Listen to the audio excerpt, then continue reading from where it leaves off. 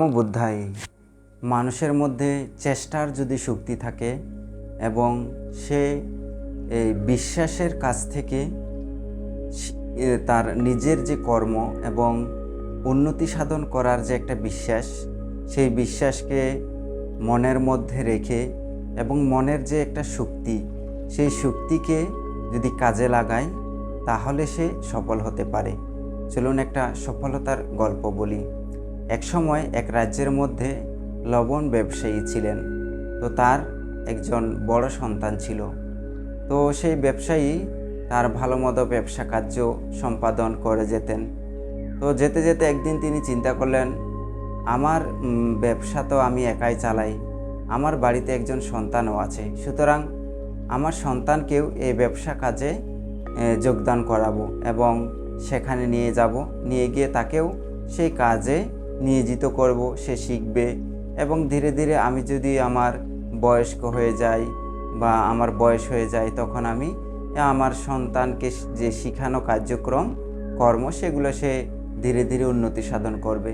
তখন সে কি করলো, তার সন্তানকে তার যে বাজারের মধ্যে লবণের দোকান ছিল, সেই লবণের দোকানের মধ্যে নিয়ে গেল। তখন নিয়ে যাওয়ার পর তাকে সেখানে রেখে দিল। রেখে সেই ব্যবসায়ী বাড়িতে চলে আসলো। এদিকে কিছু মানুষ কি করলো, মানে সেই ছেলের কাছে গেল। তার আগে তারা চিন্তা করলো, বুদ্ধি করলো, তার বাবা তো এখানে আসছিল, আমরা ওই ছেলেকে গিয়ে বলবো যে লবণগুলো দেওয়ার জন্য তোমার বাবা বলেছে। এরকম তারা নিজে নিজে কি করলো, যুক্তি পরামর্শ করলো। তারপর কি করলো, তারা সেই ছেলের কাছে গেল। এদিকে তো বাবা বাড়িতে চলে আসছে। তো যাওয়ার পর সেই ছেলেকে বলল যে তোমার বাবা আমাদেরকে এখানে যে লবণগুলো আছে সেগুলো দিতে বলল, সব লবণগুলো তুমি আমাদেরকে দাও। তখন সে কিছু মনে না করে, তাদেরকে কোনো জিজ্ঞাসাবাদ না করে কেন দিতে বলল, কি কারণে দিতে বলল, এবং আমার বাবা তো আমাকে বলেনি কেউ আসলে এই লবণগুলো দেওয়ার জন্য, এটাও তাদেরকে জিজ্ঞাসা করলো না। হয়তো তার চিন্তা যে তার বাবা নিশ্চয়ই তাদেরকে বলেছে দেওয়ার জন্য, আমি দিয়ে দিই, এই বলে কি করলো, দোকানে যত লবণ ছিল সবগুলো দিয়ে দিল।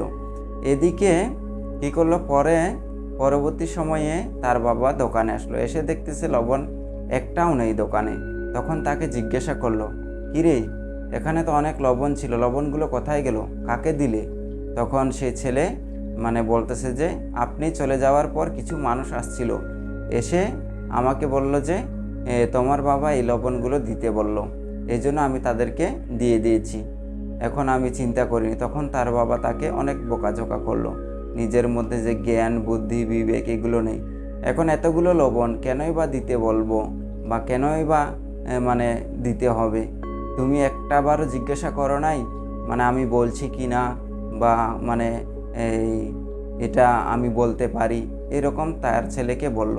সর্বশেষ তার বাবা রাগান্বিত হয়ে কি করলো, বলল যে তুমি আজ থেকে আর এখানে আসবে না, আমার বাড়ি থেকে তুমি বাইর হয়ে যাও, তোমার যেখানে প্রয়োজন সেখানে চলে যাও, এখানে আর আসবে না, বাড়িতেও থাকতে পারবে না। তখন সে কি করলো, মনের দুঃখে সে বাড়ি থেকে বাইর হয়ে গেল। বাড়ি থেকে বাইর হয়ে সে চিন্তা করতেছে কি করব কি করতে পারি। সর্বশেষ সে কিছুই তার মাথায় চিন্তা না এসে একটা খারাপ চিন্তা আসলো, সেটা কি, আত্মহত্যা করবে।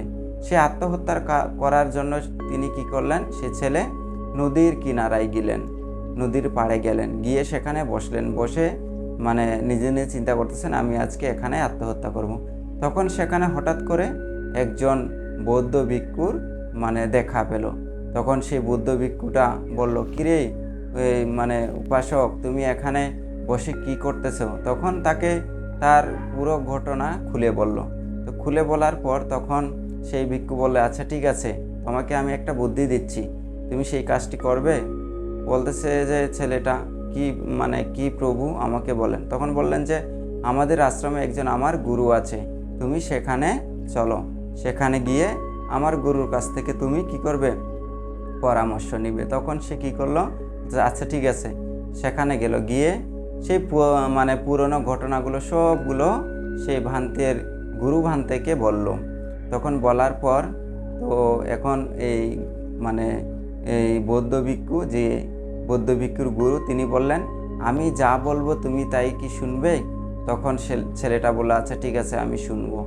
তখন সে একদিন কি করলো, ওই বৌদ্ধ ভিক্ষু একদিন ছেলেটাকে বলল, তুমি আজকে বাজারের মধ্যে যাবে, বাজারের মধ্যে গিয়ে অপরিচিত 10 জনের সঙ্গে কথা বলবে এবং কি কথা বলতেছ সেইগুলো মানে খাতার মধ্যে নোট করবে, নাও এই খাতাগুলো নিয়ে যাও। তখন সে কি করলো, এই বাজারের মধ্যে গেল, গিয়ে 10 জনের সঙ্গে কথা বলতে লাগলো, মানে বিভিন্ন মানুষ, অপরিচিত মানুষের সঙ্গে, মানে যেমন করে হোক মানে কথা বলতেই হবে 10 জনের সঙ্গে।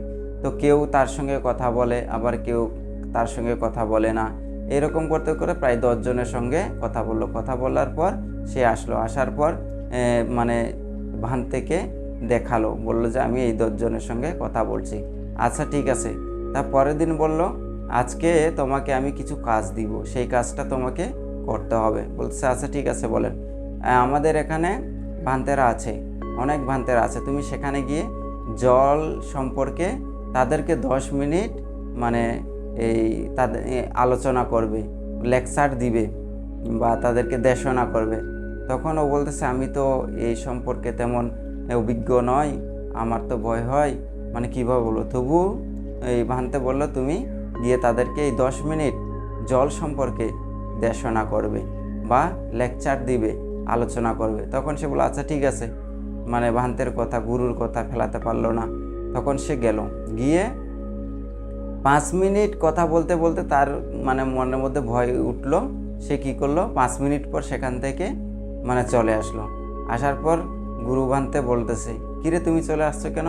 তখন বলতেছে, আমার কথা বলতে মানে এই ভয় লাগতেছে, কথা বলতে পারতেছি না, এই জন্য চলে আসছে। তখন গুরু ভান্তে আবার তাকে পাঠালো, তুমি যাও, তোমাকে আমি 10 মিনিট বলছি না, তুমি চলে আসছো কেন? তখন সে আবার গেল, গিয়ে তাদেরকে এই 10 মিনিট কি করলো, লেকচার দিল, দেশনা করলো জল সম্পর্কে, মানে জল যেভাবে ব্যবহার করতে হয়, কি মানে খেতে হয়, কেমন করতে হয়, না বিভিন্ন ধরনের শুধু জল সম্পর্কে তাদেরকে মানে সেখানে লেকচার তথা দেশনা আলোচনা করলো।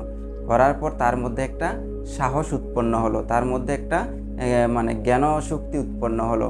তার যে একটা এই যে কিছুক্ষণ তাকে বলছিল, তুমি 10 জন অপরিচিতর সঙ্গে কথা বলো এবং তাদের সঙ্গে কীভাবে কথা বলতে হয়, কেমন করে কথা বলতে হয়, তুমি সেগুলো তাদের সঙ্গে বলবে, কে বলছিল কে বলে নাই। তার এটার মাধ্যমে তার একটা মানে জ্ঞানশক্তি, যে সাহসের যে একটা শক্তি, সেটা উৎপন্ন হলো। এবং সে 10 মিনিট যে ভিক্ষুদের জল নিয়ে আলোচনা করলো, তখনও তার মধ্যে একটা কি হলো, জ্ঞানশক্তি তথা ভয় যেটা ছিল সেটা মানে বিদরিত হয়ে শক্তি উৎপন্ন হলো, মনে সাহস উৎপন্ন হলো। তখন সেই বৌদ্ধ ভিক্ষু তার গুরু বলল যে, এবার তুমি বাড়িতে যাও, বাড়িতে গিয়ে তোমার বাবাকে বলবে যে আমি এবার থেকে আপনার ব্যবসা কাজে হাত দিব এবং ব্যবসা করব, আমি এবার থেকে পারবো, যদি না নেয় তুমি খুব মানে তার কান্নাকাটি যা করা প্রয়োজন মানে তা করে তোমার বাবার কাছে থেকে যাবে, তোমার বাবাকে বলবে যে আমি পারবো, এটা বলে তুমি অবশ্যই তোমার বাবাকে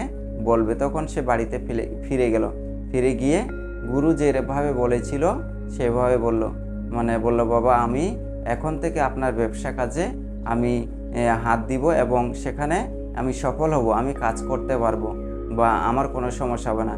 বাবা কিন্তু কিছুতেই বিশ্বাস করতেছে না, কিন্তু পরবর্তীতে অনেক অনুয় বিনয় করে, অনেক জোরপূর্বক করে তারপর তাকে গ্রহণ করলো, ছেলেকে গ্রহণ করলো। গ্রহণ করার পর সেই ছেলে আবার পুনরায় তার দোকানে, বাবার দোকানে গিয়ে বসতে লাগলো এবং বিভিন্ন মানুষের সঙ্গে কথাবার্তা আদান প্রদান এবং ব্যবসা কিভাবে করতে হয় সেটা সে তার নিজের জ্ঞানশক্তি দিয়ে, যে মনের যে সাহস, সেই সাহসিকতার মধ্য দিয়ে সেই কার্যক্রম শুরু করতে লাগলো। তাহলে এটা এখানেই বোঝা যাচ্ছে যে একটা মানুষের সফলতা কীভাবে আসে। আপনি যতই নরম হয়ে থাকবেন, কথা বলতে পারবেন না, কথা বলতে চাইবেন না, বা আপনি যতটুকু আপনার যেই মানে করা প্রয়োজন, আপনার যে একজন মানুষ, আপনি যে একজন মানুষ, আপনার যে ভিতরে সাহস আছে, আপনার জ্ঞান বুদ্ধি আছে, সেগুলো যতক্ষণ আপনি কাজে লাগাতে চাইবেন না, ততক্ষণ আপনি মূর্খ থেকে যাবেন এবং একটা একদম সাধারণ মানুষের মতো থেকে যাবেন। সুতরাং আমাদের মধ্যে জ্ঞান বুদ্ধি প্রজ্ঞা আছে, এগুলোকে কী করতে হবে, কাজে লাগাতে হবে সাহসিকতার মাধ্যমে, সাহসের মাধ্যমে, মানে জ্ঞানশক্তির মাধ্যমে, কথা বলার শক্তির মাধ্যমে। তাহলে আমরা কি হব? সফল হব এবং কোনো কাজ করতে গেলে আমাদের সেখানে কোনো ধরনের যে জড়তা, সেই জড়তা থাকবে না। আমরা একদম নিঃসন্দেহ, একদম মানে সাধারণভাবে সেই কাজগুলো করতে পারবো। সেখানে কোনো ধরনের মানে ক্ষতি সাধন হওয়ার সম্ভাবনা থাকে না। সুতরাং সবার মনের মধ্যে শক্তি আছে, জ্ঞান আছে, বুদ্ধি আছে, প্রজ্ঞা আছে। সেইগুলো নিয়ে সাহসিকতার মাধ্যমে এবং সৎভাবে সচেতনতার মাধ্যমে যদি কর্ম সম্পাদন করেন, তাহলে নিঃসন্দেহে আপনি একজন সফল হবেন, সফল মানুষ হবেন, আপনি উন্নত জীবন লাভ করবেন। সকলেই ভালো থাকুন, সুস্থ থাকুন, জগতের সকল প্রাণী জ্ঞানী হোক এবং সুখে বাস করুন।